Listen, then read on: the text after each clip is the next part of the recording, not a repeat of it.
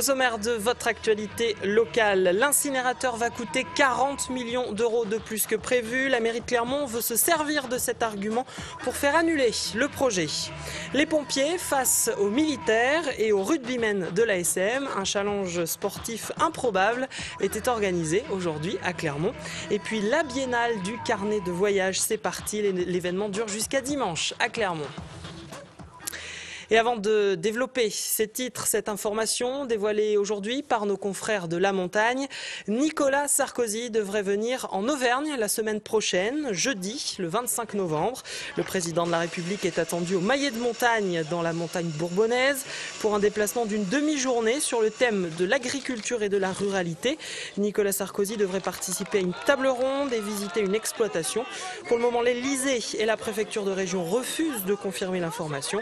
Nicolas Sarkozy était déjà venu dans l'Allier, vous venez de le voir dans ces images, il y a 2 ans à Saint-Bonnet-de-Rochefort et à Saint-Pourçain pour parler emploi.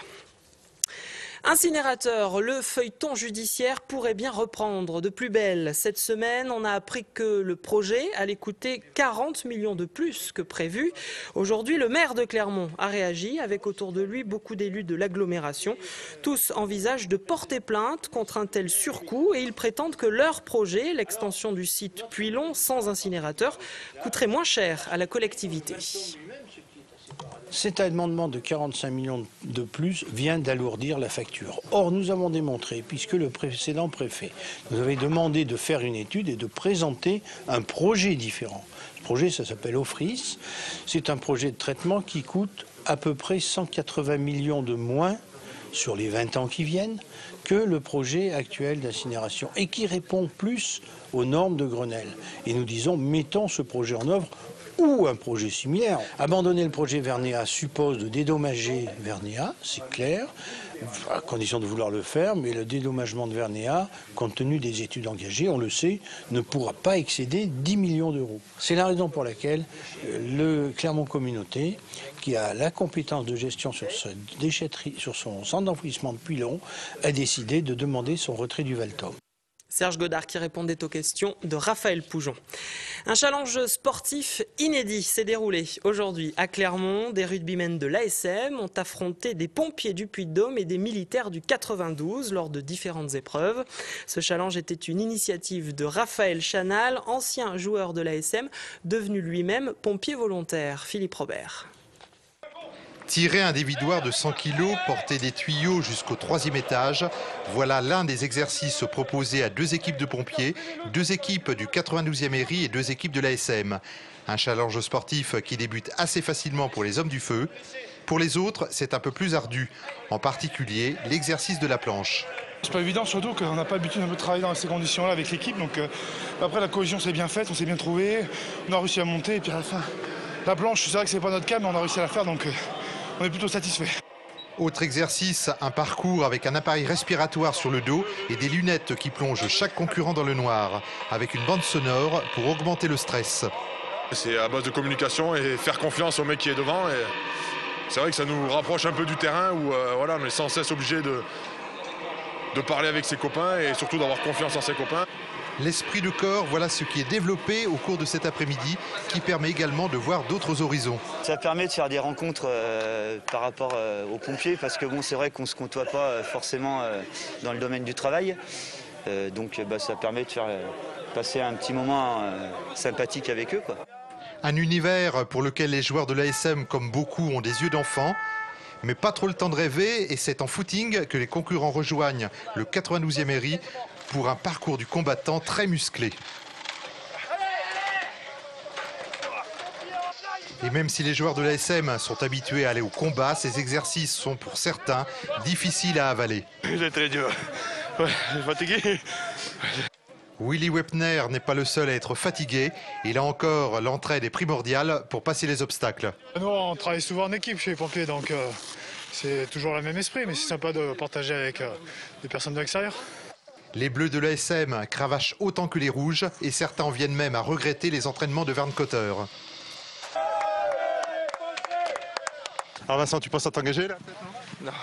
Ça te donne pas envie? Non, c'est bon, je suis bien où je suis.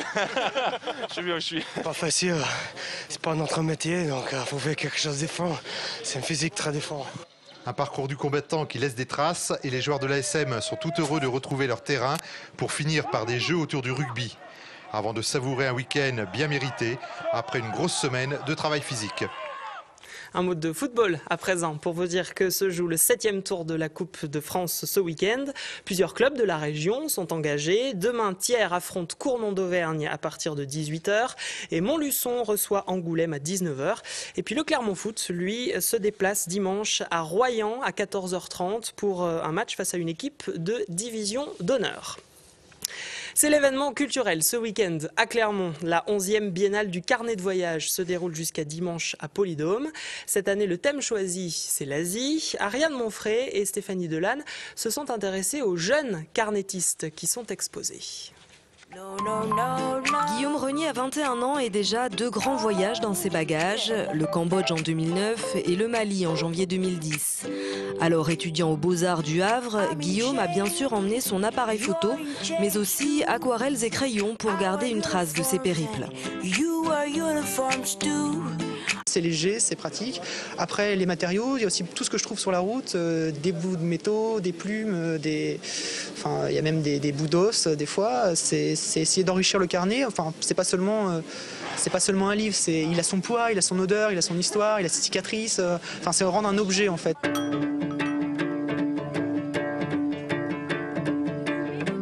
À chacun de ses voyages, Guillaume s'est laissé guider par ses pas sans trop planifier d'itinéraire. Ce sont les rencontres qui ont façonné le carnet de route et par là même enrichi ses carnets de voyage. J'utilise en fait justement ce médium pour rencontrer des gens. Donc au quotidien, quand je me déplace, en fait, le fait de dessiner, les gens viennent à côté de moi, parfois ne parlent pas, parfois me posent plein de questions, parfois me demandent de leur faire des dessins et généralement me demandent de venir chez eux pour faire des dessins de leur famille ou des choses comme ça. C'est vrai que c'est des cultures où le contact est assez important et tout d'un coup il y a quelque chose qui se lie. Le lien entre les cultures, c'est ce qui caractérise aussi la fabrication de cet autre carnet de voyage. Des lycéens de Godefroy de Bouillon ont passé 10 jours à Istanbul l'an dernier dans le lycée français Saint-Joseph. Ils ont ramené un carnet sur le thème de l'eau. Ça a permis de voir un peu la vision des autres élèves, parce qu'on n'avait pas tous la même vision du voyage. Donc ça a été, c'était sympa de voir comment les autres ont pu voir le voyage, notamment aussi les Turcs, parce qu'ils n'ont peut-être pas aussi vu la même chose que nous. Et oui, ça nous a appris plein de choses. Si Kevin et Pierre poursuivent leurs études cette année, Guillaume rêve de nouveaux horizons. Il envisage déjà de repartir, pourquoi pas vers le Bénin. La compagnie Brut de Béton Production organise toute cette semaine une programmation sur le thème des paroles enragées à la Cour des Trois Coquins à Clermont. Parmi les spectacles proposés, un concert ce soir du groupe Les L.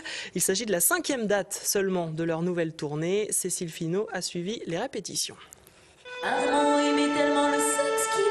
C'est elle, Pascaline Hervéette, qui a fondé il y a une quinzaine d'années le groupe Les Ailes. Elle reprend la route avec le Merco Break Tour, une sorte de road movie qui inclut tout le répertoire du groupe, mais qui a été réarrangé avec les nouveaux musiciens.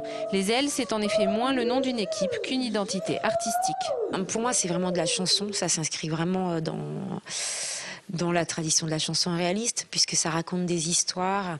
Voilà, c'est des histoires qui sont souvent dans des espaces un peu particuliers, des lieux où les gens sont dans une fragilité, soit affective, soit physique, hein, qui fait que voilà, il y a un peu toutes les barrières qui tombent et puis on a vraiment l'être sensible à chaque fois.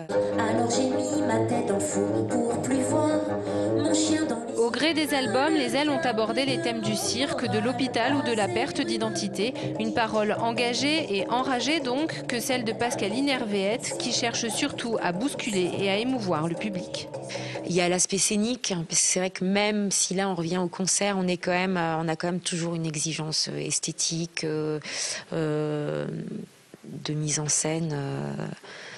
Voilà, on est rarement dans un rapport vraiment concert, c'est-à-dire que c'est pas la fête. Hein. C'est plutôt les gens, le public est invité à rentrer dans un univers, mais on va pas le chercher forcément, quoi. Voilà, le concert des ailes est programmé ce soir à la Cour des Trois Coquins. Et également, toujours dans le cadre de cette programmation Paroles enragées à la Cour des Trois Coquins, demain 20h30 sera proposé le spectacle théâtral HP Blues. Et pour terminer ce journal, un petit clin d'œil à la nature. Regardez.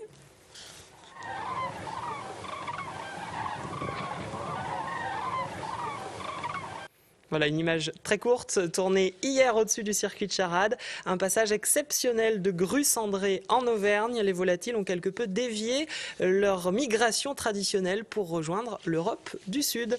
Voilà pour le JT du jour. Le direct se poursuit avec dans un instant la météo, l'invité du jour et puis notre dossier spécial politique. À tout de suite. Toute l'actu locale est aussi en ligne. Retrouvez votre JT sur clermontpremière.com.